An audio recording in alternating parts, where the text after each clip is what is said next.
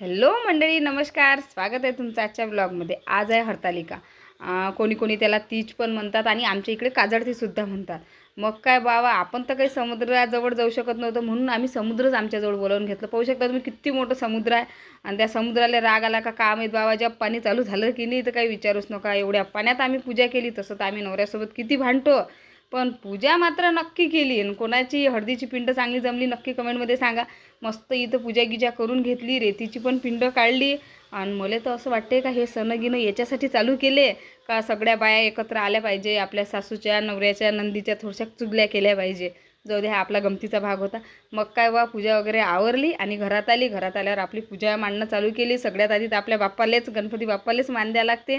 गणपती बाप्पाची पूजा केली आणि मग ते गौरीची पूजा केली आणि कलश वगैरे मांडला. आणि तुमच्याकडे कशी हरतालिकेची पूजा करते तर नक्की मग कमेंटमध्ये सांगा. आणि आजचा तर बावा असा उपास आहे बावा का आज फराळाचंही चालत नाही आणि काहीच नाही. जेवण तर दूरच राहिलं. का माहीत बाबा चक्करून पडतो की गिरतो का काय तर.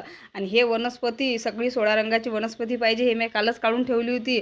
कारण आजच्या दिवशी मी पूजा करू, घरचे कामं करू का आपली ड्युटी बजावू, म्हणून मी सगळी तयारी कालच करून ठेवली होती. म्हणून आज लवकर लवकर पूजा झाली. आता मस्त पूजा मांडून झालेली आहे. आता आरती वगैरे करतो आणि पुन्हा आपल्या ड्युटीवर जॉईन होतो. आणि तुमच्याकडे कशी हरतालिकेची पूजा करते तर नक्की कमेंटमध्ये सांगा आणि सबस्क्राईब करून द्या. टाटा.